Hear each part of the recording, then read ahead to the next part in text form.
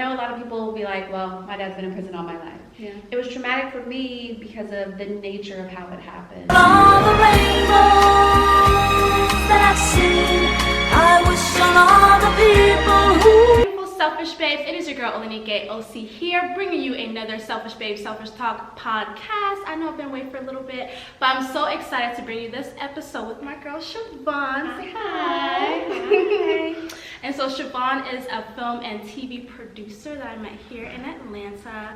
And since I've met her, she has dropped so many gems for me, and I would just really want her to bless you through your ears or through your eyes with what she's about to say to you. So welcome, Chivon. Thank you for having me. You are welcome. And so usually whenever I have a Selfish Babe on, I'm always asking, what past obstacle or traumatic experience have you been through? And either you have triumphant over that obstacle, or you're possibly still going through that, and how have you healed through that? Okay. So do you have them for us? Sure. So, I speak directly to you or to our selfish babes? Both. Okay. Back and forth. Back and forth. Yeah. Okay. So something a lot of people probably wouldn't know about me, but it has really colored who I am. At 10 years old, my father went to federal prison. It was traumatic. I know a lot of people will be like, well, my dad's been in prison all my life. Yeah. It was traumatic for me because of the nature of how it happened. In my mind, we were the Huxtables. Like, there was no one. Yeah, we were the Huxtables. My mom and dad. My mom stayed at home. My mom didn't work. Yeah. My dad was my life, my world. I'd never heard my parents argue until that day.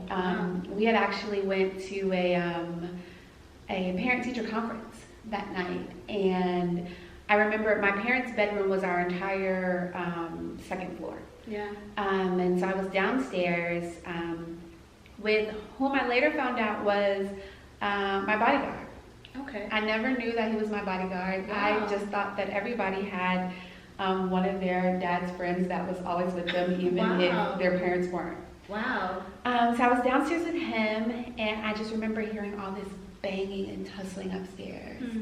And I went to run upstairs, and I remember he just grabbed me. The bodyguard? Yes. Yeah. And I remember just being so like upset. And then I saw my mom come out. They'd obviously been fighting. And then I went to call 911 because back then, like, we were in DARE programs and we were in school and they teach you all these things. And I was like, okay, this is what I'm supposed to do. And I remember my bodyguard ripping the phone out of the wall. Yeah. And that's when I realized, like, oh, wait, something is really wrong here. Yeah. And I remember just waiting at the bottom of the stairs. Something instinctively said, just wait here. And then my mom got out again, ran down the stairs, and grabbed me. I mean, like, I don't know how my mom was so much smaller than I am now. Yeah. I don't know how she picked me up. My mom grabbed me, threw me in the car, and then we left. Wow. A few months before that, the feds had raided our house. Okay. I didn't know really what was going on. I just remember my mom being like, just look at me. Just look at me. When they came in? Yeah. Okay. Just look at me. And so that's what I did. And like, oftentimes, especially in the Black family, you just don't ask a lot of questions. Yeah. It's like, if it's done, it's done. Yeah. And if life goes back to normal, life is normal. But my father was convicted on drug charges. Okay. And went to prison. My mother, like I said, I never even heard my mother and father fight before that night. My father was struggling with a lot of things at that time. And then my world just changed. We were living in El Paso, Texas. We had to move to New York and then to New Jersey. Different. Right. Wow. And then I didn't see my dad again for, probably 15 years or something like that. So when he was in prison, y'all never went to go visit? It was just like, that's where he is in? He wouldn't let me. Oh, wow. Right. Wow. Right.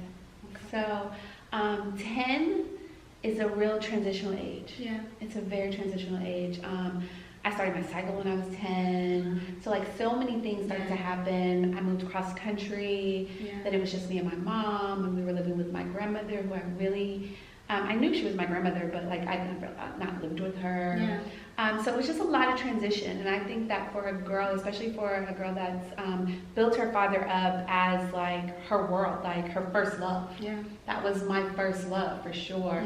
Yeah. For him to just be taken away from you like that. Yeah. Like after that night, I didn't see my father.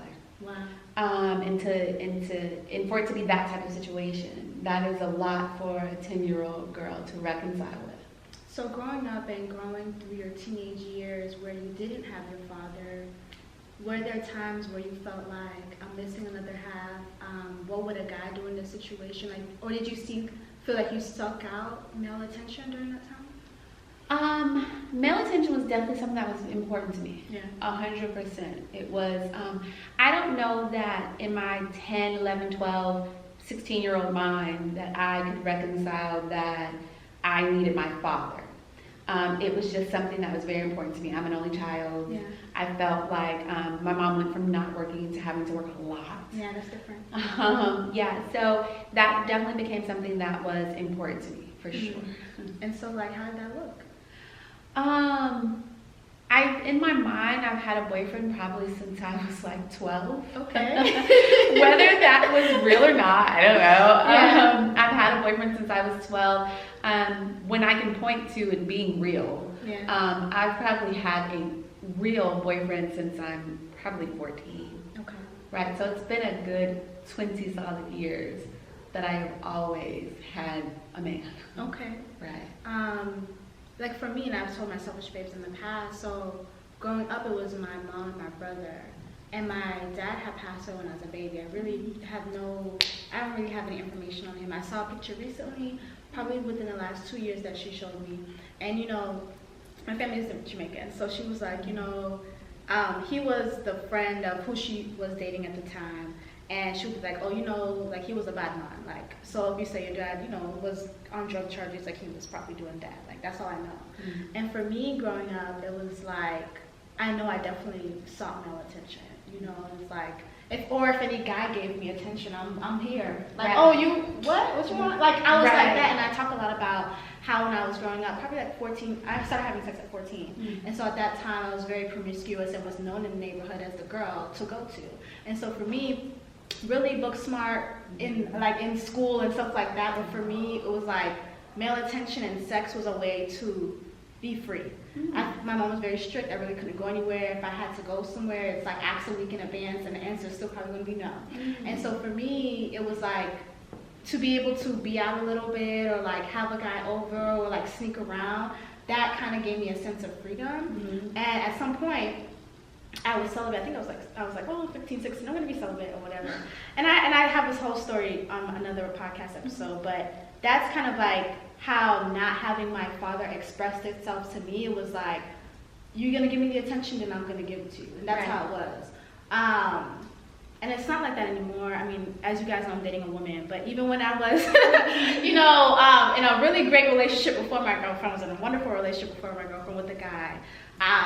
I believe that I healed from that. But, you know, I always have this thought, like, because, you know, sometimes with moms, they're like, oh, well, I'm going to be the mom and a dad for you. I don't believe they can. No. I know they try, but I don't think they can. A woman cannot instinctively teach a boy how to become a man, nor can she give a girl what she needs from a man. Yes, I agree So with that. single mothers do a great job. Kudos to all the single moms. Mm-hmm. But there is not anything in a woman that can substitute for a man. Mm-hmm. And I know some people probably feel differently, but there's woman and man for a reason. And I'm not, this isn't a, like, you know, God created man for woman. That's not this type of statement. What I'm saying is we're different for a reason. Yeah. Otherwise, we would have all been the same. Yes. So there's something innately not in a man that's in a woman, and innately in a woman that's not in a man. 100%.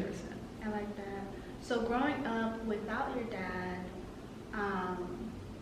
were there times where you're just like, man, I wish my dad was here, he would have taught me this? Or, you know, were there times you ever felt like you really, really felt that he wasn't there? Like you knew he wasn't there, but are there times where you felt like he really wasn't there?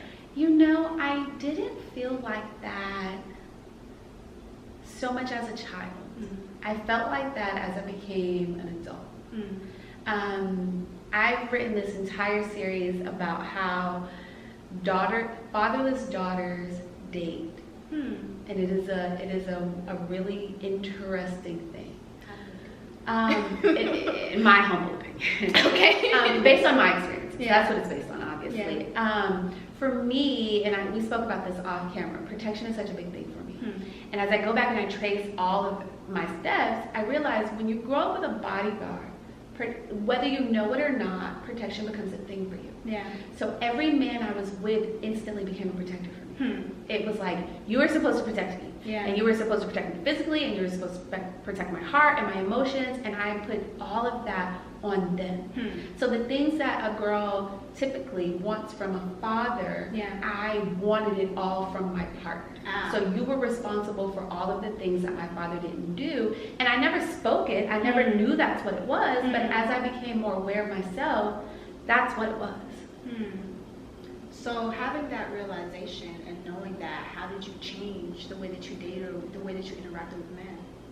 You know, it wasn't anything. I wish I could say like I came to this like retreat and I had this spiritual healing, and then like I was shown the light and I just started affirming myself, and that's just not my story. Yeah. I have to wholeheartedly credit my partner now. And not in a like seeking out approval or like, oh, he's so great and I worship at the altar of him, because he's got like a button and he pushes the hell out of that shit sometimes. I mean, he's got like some days I'd be like, bruh, you gotta get off this button. I say that he's my soulmate in the sense that he changed my soul. Soulmates don't always we gotta pause that. We gotta like pause and rewind. She says that he's her soulmate in the way that he changed her soul. Yeah. Wow, now that is a different perspective I've ever heard of anybody talk about a soulmate. Take notes on that. To me, a soulmate doesn't always make for a life partner. I got lucky that I feel like my soulmate is my life partner. Yeah. But I've been very honest before that you can have loves before or after your soulmate that are on a romantic level a greater love. But it doesn't make them a soulmate or a life partner. It was what you needed in that moment. Yes. And he came into my life at a time where I needed him in that moment. I needed what he had to teach me in that moment. Yeah. So he was one of the first people I met when I moved to Atlanta. I moved to Atlanta, I don't advise this necessarily, but I moved to Atlanta not knowing anyone. Yeah.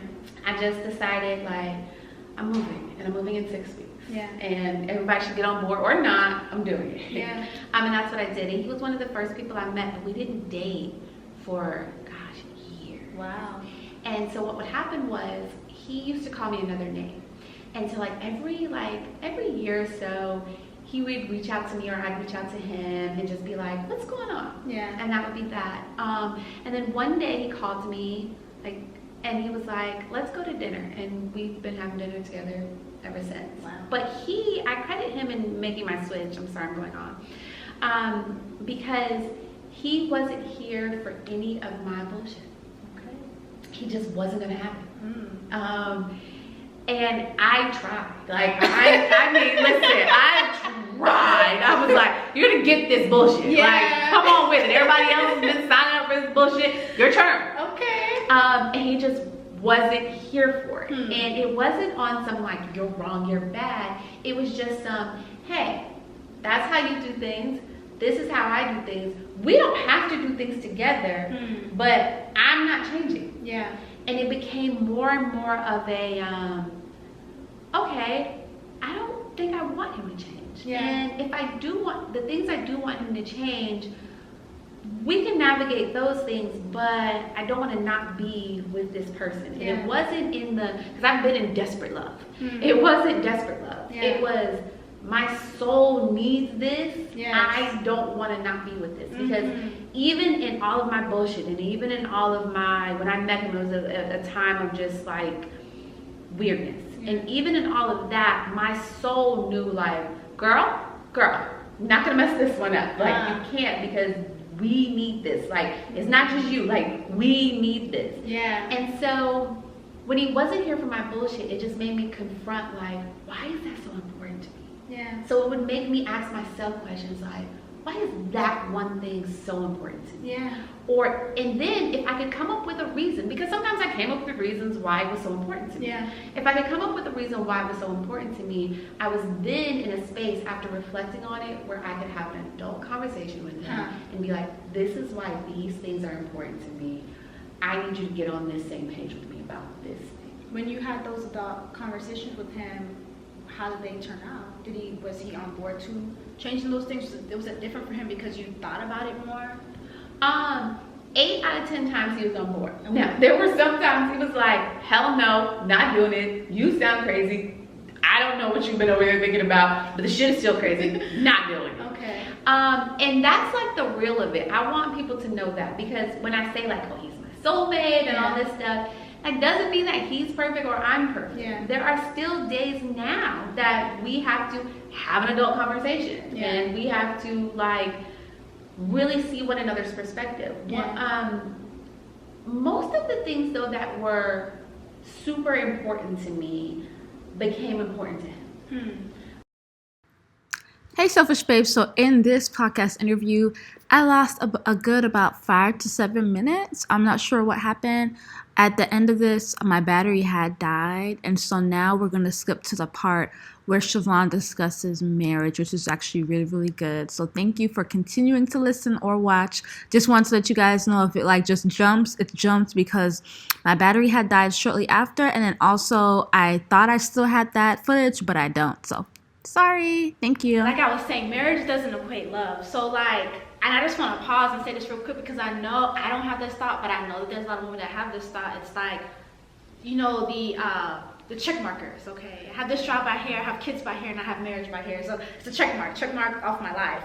And so for me, it's like a lot of women are like in relationships where they are rushing towards marriage because they think that that is ultimately going to be the best, that's it. Once I get married, this is wonderful. Like it's like a check, it's a trophy kind of thing. And so I'm glad that you said that marriage does not equate love. Why did you say that? Because it doesn't. I mean, that's just a fact. Yeah. For me, I have a different perspective now, just to be honest, on what sustains a long-lasting relationship, be it a marriage, a life partnership, you know, a long relationship. I don't think love sustains a relationship. A commitment to one another that these are the promises we've made to one another and this is what we're going to do together is what sustains a relationship. Okay. Because love is an emotion. And like all emotions, you don't stay mad forever. And the fact is you do not stay in love forever. Okay. You love a person. You can love a person forever. Yeah. But that feeling of like Eros love, where it's just, you're just hot and heavy and I just can't think of anything but this person, that fades. And it comes a time where you're like, even on the days I don't like him, even on the days he's getting on my nerves, even on the days he is pressing that button, we've made a commitment to each other. And these are the things that we've committed to do. So I'm going to push through and we're going to do those things. Okay. And then you get back to that love. Okay. And then maybe you fall out of it, you know, and everybody's cycles are different. But I just was refusing to base my entire life on an emotion. Yeah. Because love is an emotion. It's a feeling. And after your feelings, then what?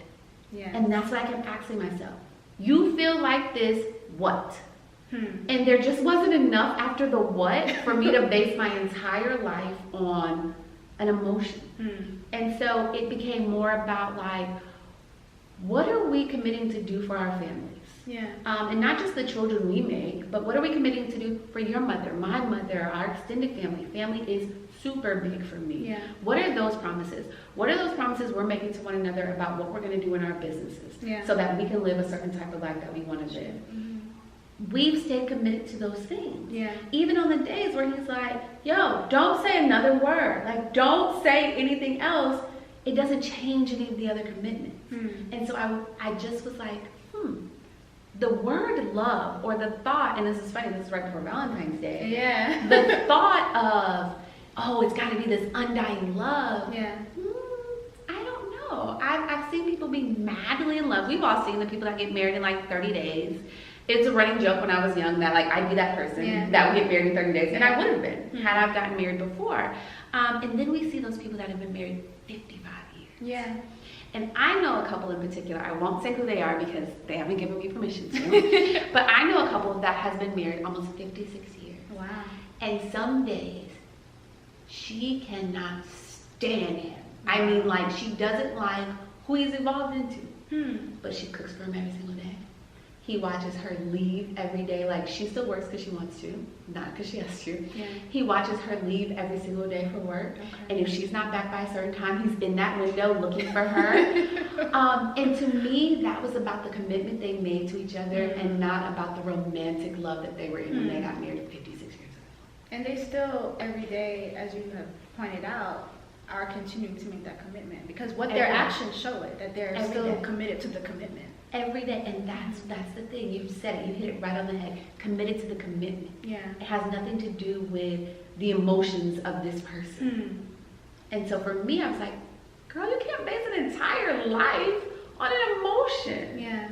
So that's kind of where I came to it. Yeah. So getting back with your father now. Yes. So at one point, did you end up seeing him in your adult life? Mm-hmm. When was that? Mm-hmm. I saw him, gosh, how old was I?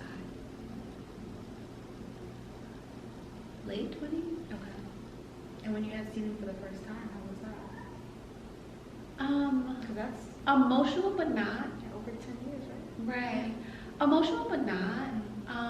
Yeah, that was like more than 15 years actually. Wow. Parts of you, and I've said this before to people, parts of you die. And there are parts of you that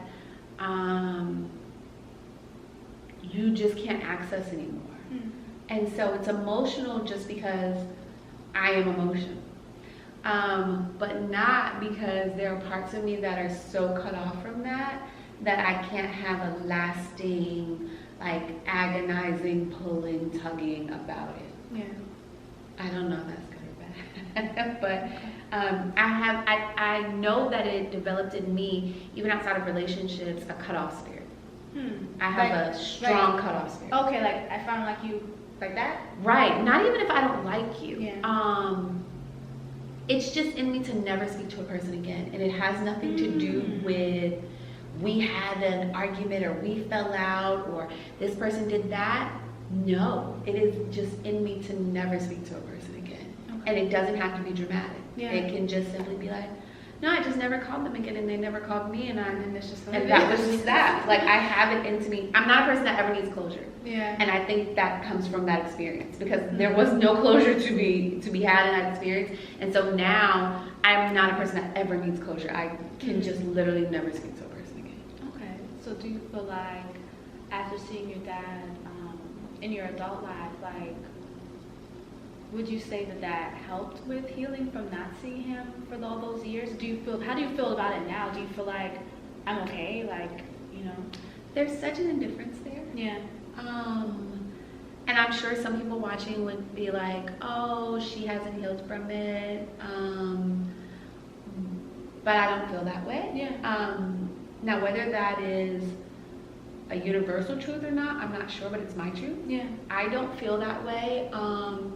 I don't feel like the opposite of love is hate. I feel like the opposite of love is indifference. So because love and hate are so close. Yeah. So I'm just so indifferent to it that, I don't know that I have anything to garner from it with regard to healing. Yeah. I think that I did the healing work whether I wanted to or not. I did the healing work on my own. Yeah. So seeing him wasn't part of the healing work. Got it. I like that. Sometimes we don't need to see the person to heal. And so I like that perspective because it still puts the responsibility of healing onto the person. Because some people are like, oh no, I need to do this and this and this and then I'll heal. Or they have to say this to me and then I'll heal. Like they have to give me the apology. You know, and sometimes you may never get that apology. So it's like, now where's the responsibility of your own personal responsibility and you moving forward in your life? And okay. So in terms of right now, relationship wise with your dad, relationship, not really a relationship, just kind of there. For another podcast. Okay. Those that know, but no, there is not a relationship, but for a very specific reason. Got it. Okay. Now, I definitely wanted to have Chivon on today because we're having a conversation about relationships. And over breakfast, we were talking about like how personally in this day and age, if somebody, walks into the room, like say you're at a, I don't know, networking event, just some event, and you walk into the room, a lot of people are going to be on their cell phones, right? Because they're waiting for the event to start. They're waiting for the thing. They're waiting for the thing to happen. And so it's just like, okay, let me be on my phone because I'm waiting. And they could be in a chair sitting amongst a lot of other women or men, and they're not going to say anything to each other because they don't really feel like they have to. Because you're like, oh, well, they don't feel like they have to speak to one another, right? But you were saying that, well, speaking to one another is important. And I wanted you to kind of like share with our selfish babes, like, why is that? Because I know that I can't be like that. I can go to an event, I'm on my phone, and I want to wait for the event to start because I know for me, I'm usually like that. I like to hear what other people have to say for me to be like, oh, well, they seem interesting. I want to get to know them. And I know it can sound a way rather than like, oh, well, give them the chance to get to know. How about you ask them questions? I'm learning, guys. I'm learning. It's new for me, these type of, relationship things. But that's primarily how I go about it. So tell us why, speaking to people, I guess, is important. So you just said the key. Okay. You're waiting for the thing to happen. Okay. Sometimes speaking to a person is the thing. You were just brought to that person by way of that event. That event may have nothing to do with the thing. And so that's why it's so important. Outside of that goes deeper. But outside of that, like, it's just nice to walk into a room with people you did not sleep with and say hello. Like, y'all don't have to have like this type of interaction. You don't have to tell them like, oh my daddy went to prison, I'm so sad. Yeah. Like, you don't have to say any of that, but just a simple, hey y'all, like, or just, hi everyone. Like, I walk into my office and I don't have to interact with everyone in my office, but I say good morning to everyone as I walk down the hall every single morning because I didn't sleep with those people. Yeah. And it's just, for me, it's just a good tone. And you don't have to have a conversation beyond that. But to me, it just sets a different communal tone. And I think that so often now with social media, we work in such silos and we move in such silos. And even when we're at these events, we're together, we're all saying the same affirmations, we're all chanting and stuff like that. But after that, how many people do you really just keep in touch with? Or how many people would you see again on the street and speak to again? Or you know what I mean? So, and a lot of times, I know off camera you were saying you were at an event that was making you feel bad about your business. So you weren't at that event for that because you weren't getting anything from that. Yeah. But there might have been someone to your left or to your right that was the thing. Hmm. So you just never know when the thing is. And sometimes we miss the thing Yeah. by not opening our mouth. That's true. So like, okay, so let's say for the selfish babes that are like, well, I'm shy. Like, what do I talk to people about? So let's say, let me set the tone. Y'all Let's are say not shy. Y'all are not shy. Okay, shy until we get Y'all to are know on you. Instagram naked, and you're like, I'm shy. Like, I just saw you sitting next to me. Girl, you're not shy. Okay, so let's say you're at a women's networking event. Let's do this. Women's networking event. You're there. The event doesn't start for another 15 minutes, but it's a packed room. They're waiting for the thing. But the thing could be the person next to them. Right. So now you're sitting in between two women. You just got into your seat. What is the way that you think this would be such a great thing for you to do, because the thing or the blessing could be right next to you? So take us through that. Say hi. It's really girls, ladies, women, children, babies. You walk up because you walk up, you say hi, or say if you're seated first. Okay. When they walk up, look at them and say hi. Yeah. Because you know what? You guys already have common ground because you're both at the same event. True. There's already common ground. True. So it's not a stranger. True. But we're on Instagram to total strangers talking about more. But then True. women that we know for 100% fact we have common ground with, we won't even speak to. That's not right. That has nothing to do with shyness. That has nothing to do with shyness. Hey, hi, hola. Any of those will do. Hello, what up? Any of those will work. Okay, so we're just gonna Know your audience. Okay. I like that. So say hello and then possibly start a conversation. Oh, what brought you here? Or something like that. Right. Because if you're think about it, women that are at retreats or marketing events or something like that, they have some interests that mirror your interests. It might not be the same exact, business, or you may not be looking for the same healing or whatever it is, but something about you is common or similar, if you will. Yeah. So even if you don't want to strike up a conversation, because I can get that. My mom is painfully shy. She will say hello, and then if you don't talk to her, she'll never speak to you. Okay. So I get that part. But even just saying hello, Yeah. it lets you know that there's a level of acknowledgement there. Yeah. And if we are at these retreats together, and if we are at these symposiums or events or whatever, acknowledge the woman that is there. You know what I mean? Because we're saying, oh, we're for women, and girl, get your stuff together and all this stuff, but then we won't even acknowledge each other. Where is the community in that? Yeah. And so just even on a basic level, just saying to another woman, I acknowledge you. Yeah. Or having another woman acknowledge you back. Yeah. On a very basic level, small things like that change people. I like that a lot. For me, when you're giving the example of, okay, we're at an event and somebody's walking up or I'm about to sit down and just saying hello, I think it's like, because you had mentioned communal, I think it's more so like, okay, they said hello to me. Okay, well maybe I'm more open to talking to them. Like I feel like it kind of cracks the door. It cracks the door a little more open. And then if you saw them walking around and you guys say, oh, did you enjoy the speaker? Like you're more prone to speak to them. Right.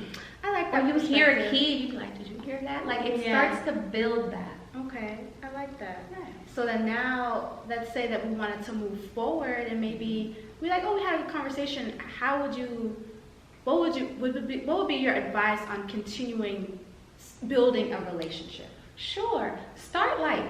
Okay. Don't be like, oh, you want to come spend the night at my house? Like, start light. Yeah. Like, hey, I really enjoyed this. You seem super cool. Obviously, we have some things in common. Are you open to tea? Like, you want to grab tea somewhere, Or do you want to meet me on the Beltline one day? Just something really light and something that allows you guys to have conversation. So you can invite them to another event. That'll be fine. But have something that opens a conversation in a very comfortable space. Yeah. I always say that, like, when I'm getting to know people, especially, like, friends or, like, friends that eventually turn to, like, a sisterhood, I like to have that one-on-one time. Yes. Because I can say, oh, let's go to this other event, but it really doesn't allow me to dive deeper, I like to say, to kind of really get to know you, like, how you grew up, or just, like, things that you like. And so I like just, like, having that one-on-one time to, like, talk and really get to know you. When I first moved here to Atlanta, I kind of felt like it could take, like, 6, 7, 8, 9, 10 months to really get to know somebody, and I didn't like that. And I'm gonna tell you why, because it's just like, okay, let's go do this, and then like, I don't know, it just didn't feel like I got much of their essence, right? So for me, I like to like really get to know people, like on a super deep level. Like, tell me all your shit. Tell me all your shit. I'll tell you all my shit. I'm gonna tell you all my shit first, Right. and then you share as much shit as you want to share. I never force people to say whatever they want, but I do that because it's like I do want to know how you grew up. I want to know how your relationships are with your parents or not, or lack of relationship. I want to know where you're at right now in your life. Do you have goals, plans, and dreams?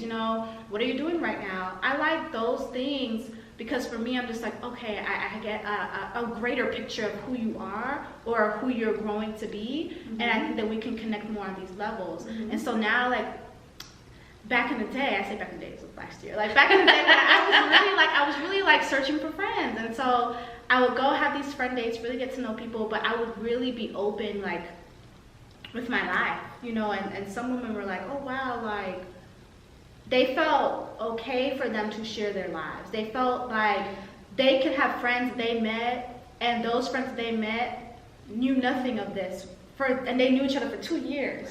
And I don't know if it's because the space wasn't created or what the type of conversations are when they're together, but I used to think, dang, Vanessa, you must be super weird. Like, is it weird to want to get to know another woman on a deeper level and have, like, a stronger bond? And I really felt like that. And I thought, wow, is something wrong with me? Like, do women just not want to connect like that? But I've grown to be so understanding that this is just how I am. And I naturally want a deeper connection. So that's just what I show up as now. So now I'm okay with myself to show up in that way. So now I'm like, okay, other women are able to share with me whatever they want to share. And if we continue to share together in energy, I like to say that. And, you know, we both feel like it's even, like, you know, like she's giving, I'm giving, taking, give. Then we can grow into a sisterhood. Because what I've learned is that I wasn't necessarily looking for friends. I was looking for sisterhood, and that's way on a deeper level. That's stronger than just friendship. And so, for the selfish babe that is listening, whether you are looking for more women's sisterhood and friendships, I do agree with Chivon that we do have to speak to each other more. That we do have to acknowledge each other more. And now I can see in my mind how it's like, yeah, saying that hello just opens the door cracks it open for something greater, and you may not have known that. And it's very true that if we're at these certain events, there must be something in common, right? Something in common. And so I agree that we can talk to each other more. We can say hello. We can look up from our cell phones. Hey, how you doing? Oh, girl, I really like that dress. That's so cute. Where'd you get it from? The compliments, you know, it's always good. Oh, God. I am like a compliment fiend. Like, the minute I see a woman, I am finding something to tell her how great it is. Because just, for me, words are so powerful. And the minute I see a woman and I know, like, she looked in the mirror today and she was like, I'm cute. I'm gonna be like, I'm gonna affirm this. She is cute. Yes, girl. You're so cute. Yes. Or if I see a woman who I'm like, she didn't think she was cute today, but her hair is so cute. Yeah. So I'm never gonna be phony about it. But I'm gonna be like, your hair is so nice, and it changes things. Yes. Why did you feel like for you that's important for you to do? I think it's something that me and my mom started. Okay. Yep. My mom, that's my baby. For sure. And so as a little girl, I mean, this is nothing she taught me. It literally just came from my little mouth. I used to always ask her, was I pretty? And so when I would get dressed, I'd be like, am I pretty? Yeah. And she'd be like, yes, baby. And I'd be like, am I prettier than you? Because I thought she was like the most gorgeous thing, and I thought that she had it all together. So if I was prettier than her, oh my God, she'd be like, baby, of course. And I just remember how that made me feel. And I was like, and I can give anybody that by just like telling them like, I love those shoes, or hello gorgeous, or hello beautiful, or something like that. I greet all of the women in my office like that. Even if I know they're having a terrible day, I'm like, good morning, beautiful, hello, because their outer appearance doesn't make them beautiful or gorgeous or anything like that. And so I think it literally came from like my 4-year-old self. That's my first experience of like remembering that with my mom, that exchange. And I was like, this feels great. And I want other people to feel great. I remember seeing a video, and it was on Instagram. I think it was Tammy Rivera, and she had made a video kind of similar, just about, but it was a little different. It was more so like women and being genuine with another woman, and really having that common love for one another. Because she would say that, you know, sometimes in her interactions with women could be a little like competitive with each other. And she would feel like, you know, people would automatically have this competitive thought about her without her even saying anything. And so now when she does see another woman, and it's like, hey beautiful, hey lovely, oh you're looking good, like she automatically starts it like that. And she said she did that, so it's kind of like, I want to say, the way I think about it in my head, it's like the fences are down, the guns are down. It's like, oh, she's really nice. It's like, oh wow, she's acknowledging me, that acknowledgement, right? And so it's like, it makes the woman feel seen. And that's really important, I think, in our society, for women to feel seen. And so when you had mentioned it, I was like, I remember Tammy saying that. And I'm like, wow, that's a thing. But you know, when you were talking about your mom, and you had asked, well, are you prettier, am I prettier than you? My initial thought was, as a mom, would I say yes?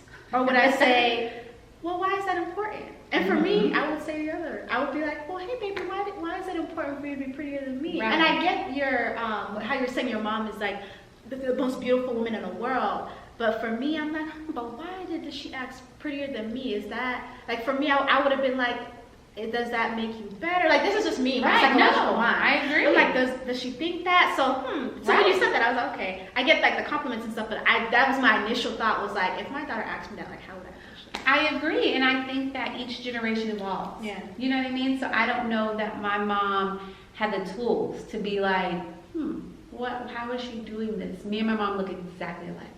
So I feel like for me and my 4-year-old mind, it had a lot to do with that. Like when I look at my mom's face, I see my face, and I think she's gorgeous. So like, am I prettier than you? And I don't know where in my 4-year-old mind I came up with that, but that was my thing. Like, okay, first tell me I'm pretty, then tell me I'm prettier than you, and then we can leave this house in this dress that I want to wear every day. I love that. Okay. So I know when I was talking today, you were talking about numbers. And I just really wanted Chivon to share about her thing with numbers and like what that means to her, because I know that there are selfish babes that are exploring so many other things, and numerology is really big for you. And I just kind of want you to explain like, well, what is that, and like why was that? I mean, of course you connected with it, but like what does it do for you? I find a grounding in numbers.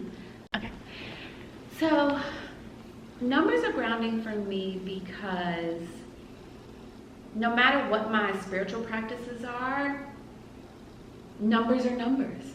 I could go online right now and find support for any religion I wanted to be or didn't want to be. Any spiritual practice I wanted to be a part of or didn't want to have, I could find a support for it. Yeah. I can't find anything that can come up against a number. Nobody can say that 1 + 1 doesn't equal 2. True. You can't ever say that, no matter how much you want to. So for me, when I came to that realization, I was like, the truth has to be in the number, because there's no alternative to this number. An 8 can't be a 9. Yeah. An 8 can only be an 8. Yeah. So when I came to that, and I didn't find numerology on my own. I found numerology, surprisingly enough, at a party. Okay. A woman was there who I love and admire so much, Brandy Harvey. And she, at the time, was super heavy into numerology. I'm not sure if she still follows the practice now. And she just started doing like numerology readings, if you will, for everyone. She started like doing our numbers and getting our life path, and I was like, yes!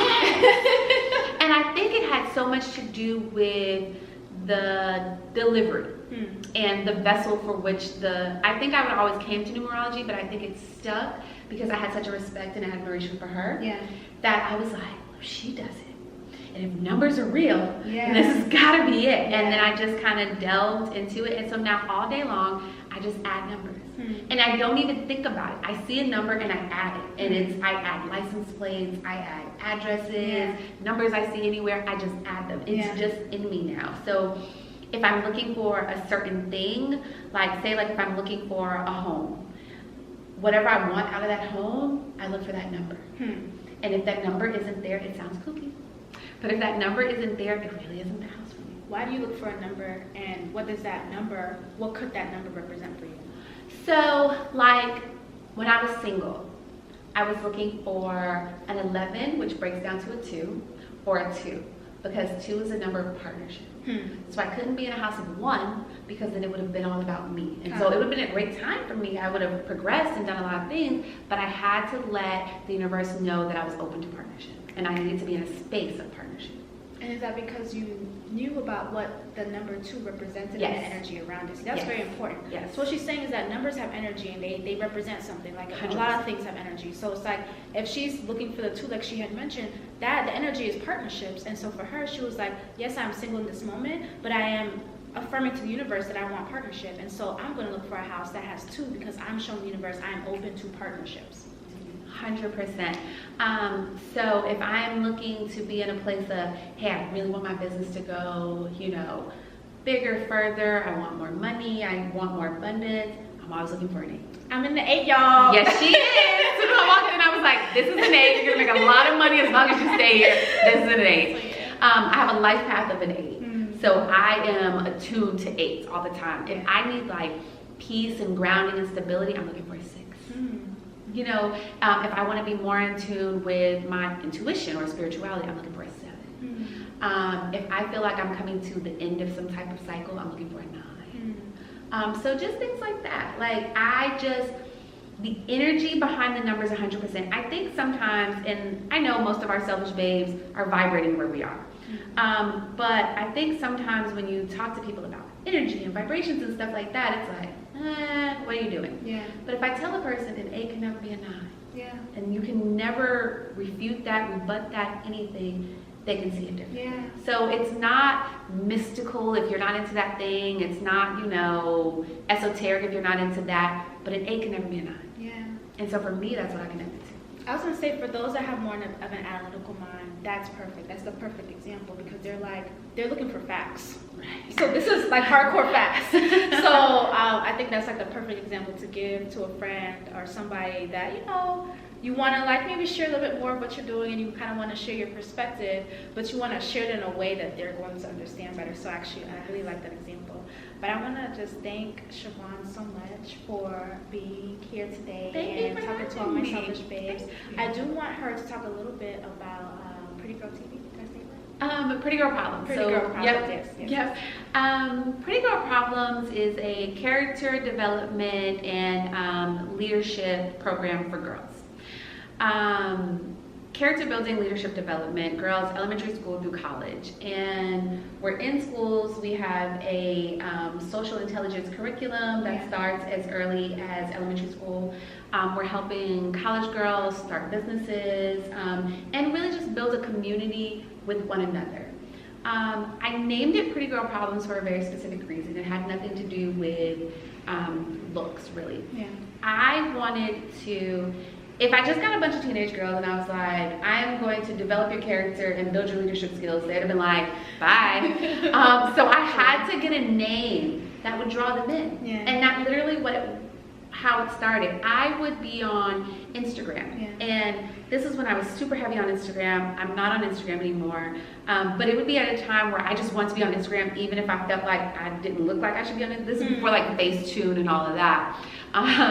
And so I would like take a picture of myself with the flu, and I just want people to like say, oh, get better. So I would take a picture of myself with the flu, and then I'd be like, hashtag Pretty Girl Problems. And so from there I was like, I always wanted this program, and I was like, I'm going to name the program this because it'll draw the girls in. Yeah. And once I have you in, and I start teaching you and I start giving you these tools that have been given to me, okay, most of you are going to stay. But if I call it like Girls Leadership Camp, then I'm like, nope, no, thank you. I see what you're saying. That makes sense. Right, so that's how I started the name. And then PGP Productions is a part of it. I'm a film and television producer. I want to give women and girls a seat at the table like it was given to me. And so that's how PGP Productions was an offshoot of Pretty Girl Problems. Wonderful. So is this just based in Atlanta? No. So we are, I want to say nationwide, but I think that kind of makes it sound bigger than what it is. We have been up and down the East Coast. Okay. Right. So if you wanted to learn more information, you could go to theprettygirlproblem.com. Ooh, thank you so much, Chivon. Thank you.